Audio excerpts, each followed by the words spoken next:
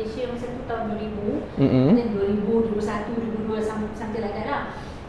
Ada kita pernah pergi tempat clients, kita notice dia kilang tau. Kilang, alright.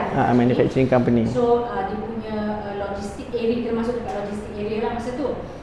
So kerusi kan macam ni tak lah. Dia macam tak ada jenis kerusi yang dia boleh, senang cerita, kerusi tu dia tak ada tempat bersandar. Okey, stool lah. Not exactly stool. Dia memang kerusi, tapi dia orang purposely potong bahagian bersandar. Alright. Banyak sangat kerusi macam tu dekat area. Memang dia buat macam semua dia potong. Betul. And it was quite obvious sebab yalah, kita orang teknikal, mata kita terus nampak lah benda tu macam pelik lah kan. Sepatutnya kerusi macam ni ada, dia bukan stool. Kalau memang beli stool yang IKEA beli stool tu, kita faham lah kan. So kita nampak lah macam something lah, dia orang memang sengaja potong. So kita tanya staff kilang tu lah, kenapa potong? Kenapa potong kan. Lepas tu dia kata alasan dia, bos rasa macam bekerja banyak relax sangat bila duduk bersandar, relax sangat, maksud dia potong. And masa tu sebab tempat kerjaan memang OSHAS 18,000 certified lah masa tu. Sekarang dah dia tak ada OSHAS 18,000 kan. So masa tu OSHAS 18,000 lah. And sebagai syarikat yang ada OSHAS 18,000, kita orang rasa macam offended dia. Sebab syarikat tu syarikat Jepun. So lagilah beri kemanusiaan sikit dekat orang kan. Macam how can you could think that they would have a better punya ethic lah, mentality. Yes, macam tu. So tapi adalah I pernah come across that kind of situation. I see. So kita ada clue kat situ manufacturing, lepas tu jadi company Jepun, cuma kita tak tahu mana sebab dia tak cakap company mana. Alright. Okay. Alright, so kita tahulah. Alright. So kat situ bila kita dah ada benda-benda ni semua, dan kita boleh tengok ada tak economic hazard atau risk factors yang kita identify. So contoh macam tadi tu, sakit belakang. Maksudnya ada risk factor lah kat situ. So bila kita dah ada tahu, mungkin kita dah identify something, kita akan conduct ERA. So ERA is an objective punya method to analyze different parts, untuk tengok sama ada part-part tersebut ada tak risk yang kita boleh identify yang maybe pose a threat to economic. So dia initial ERA kat situ lah. So dapatan dia tu nanti kita akan buat report. Daripada report tu nanti kita akan present balik lah pada stakeholder. Alright, so kalau kat Malaysia ni, nanti kita discuss lah. So kalau kat Malaysia ni ada several stakeholder. Stakeholder ni pemegang taruh bahasa Melayu kan.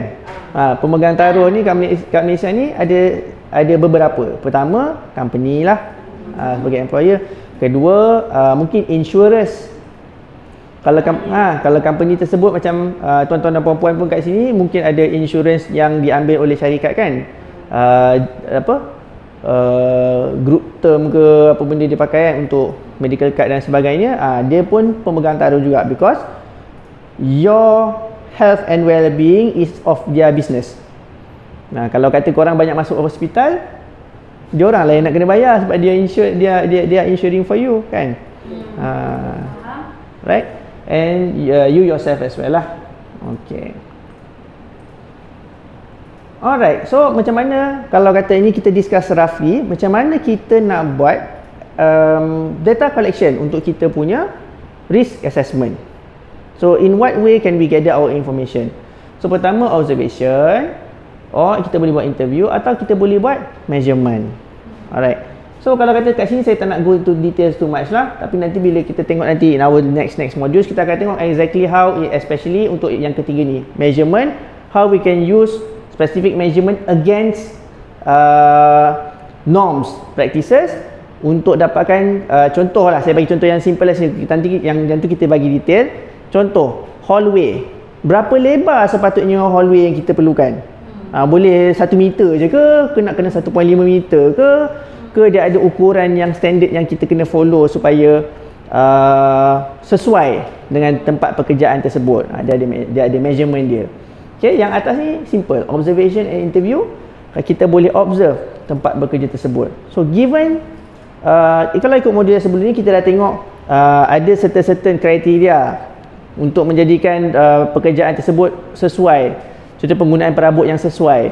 So kalau kita observe dan kita tengok perabot tu tak sesuai, kita boleh cakap the use of apa kita panggil lah, tidak sesuai, non apa bahasa Inggeris apa? Sesuai? Unsuitable. Unsuitable furniture use for workstation contoh. Alright. Dan juga interview. Interview ni kita boleh interview di pelbagai peringkat dalam organisasi tersebut. So kalau kata contoh kita interview orang kat bawah, macam tuan-tuan dan puan-puan kat sini, interview, kalau kita interview yang kat level exec ni, mungkin jawapannya, ya kita memang banyak masalah. Masalah kita ada 10. Ni A, B, C, D, E. Pergi ke media manager tinggal 5. Kan? Lepas tu daripada media manager sampai ke management, orang yang panggil konsultan dah tinggal 2. Kosong.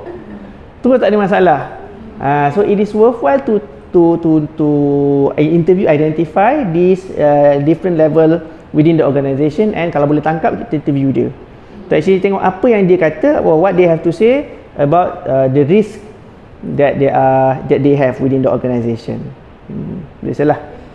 Kat bawah lain, atas lain. Okay. So kenapa kita nak buat? Supaya kita boleh ada tengok keperluan untuk intervensi.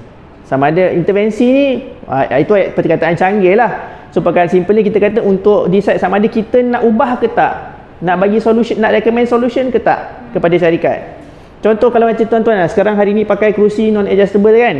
Mungkin ada orang rasa kerusi ni terlalu rendah, ada orang rasa kerusi ni terlalu tinggi. Mungkin sepatutnya kita nak kena pasang semua pakai kerusi adjustable. Mungkin. Mungkin tengok feasibility lah. This feasibility tu nantilah ada discussion. Kan? To assess, tengok individual ability untuk menjalankan tugas masing-masing. So whether or not the employees within the organisation is able to do their job given the tools, given the furniture, given the environment that they are in. Contoh, kalau lah office tuan-tuan dan puan-puan, nampak lampu macam banyak, tapi daripada banyak-banyaknya separuh mati. Mental tak hidup. Macam pernah dengar. Ya, macam pernah dengar. Tapi di mana ya? Kat mana? Okay. So separuh mati. Jadi sebenarnya tak kondusif. Memang tak. Sebenarnya tak kondusif. I punya master thesis I buat kajian tu lah. Dia effect of illumination or lack of illumination lah towards employees productivity. So kajian tu dah buat kat Kilang.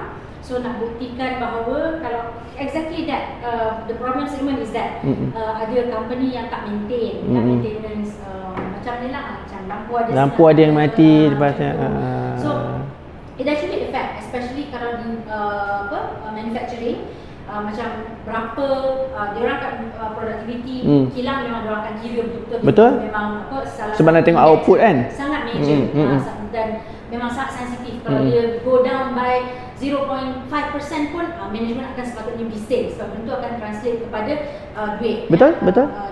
So bila maintenance tu tidak dilakukan dengan betul, mungkin budget ke yang perlu terkontrol, ataupun manpower maintenance yang tak cukup.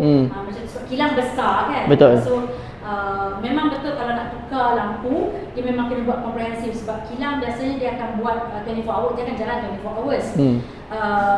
Kilang perlu rancang betul-betul shutdown period, sebab masa tu mesin dia akan berhenti. Betul, rugilah. So itu pun salah satu faktor yang macam menyebabkan maintenance akan bagi alasan kita tak boleh tukar lampu sebab mesin tengah jalan. Kan? Tapi tanpa resource yang cukup, macam ni pun ni dah kurang ni. So kalau dekat sektor perkilangan tu kita ada lux meter betul. Kita letak bawah tu dan tunjuklah contohnya mata operator tu dia akan pandang dekat sini. So dekat sini lah kita akan measure. So bila kita tengok purata dalam bilik tu tak cukup, dan kita hipotesis ni ialah semakin berkurang illumination semakin berkurang productivity.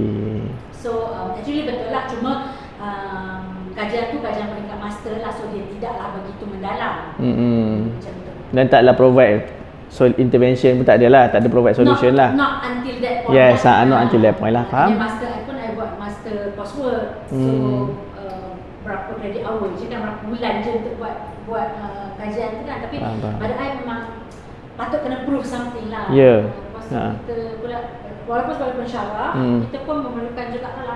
Sebenarnya kalau ikutkan, ramai orang tak tahu sebenarnya benda ni pun kita boleh report. Betul, ramai orang tak tahu. So nanti kita akan tengok Nanti akan ada satu modul khas, kita akan bincang regulation, standard dan sebagainya. Saya sengaja longgok kat situ, senanglah kita discuss one shot. Nanti kalau kat sini nanti terlalu banyak kan, terlalu detail, susah. I really think that this topic is very interesting. Boleh buat you punya PhD punya thesis, you know? Research. Boleh. Sikit kan, satu je. Menarik. Nanti saya sebagai trainer pun fikir juga. It's there. Betul. Kita ada apa ni? Kita kata Problem statement dah ada. Kan, okey. Data pun dah boleh. Siapa yang nak pergi ambil collection, collection. Tiba-tiba rasa kan. Alright, okay. So yang ni, so tadi yang itulah untuk dia punya duties. So macam saya cakap tadi, regulation and standard, nanti kita akan discuss kat modul lagi satu lah. Saya tak ingat modul berapa. Saya kata regulation and standard. Sebab kalau ikutkan, macam Puan Asnida cakap, Dr. Asnida cakap tadi, different surfaces, different rooms, different environment, they have different standards in terms of illumination. Kalau ini baru illumination. Contoh classroom mesti berapa terang.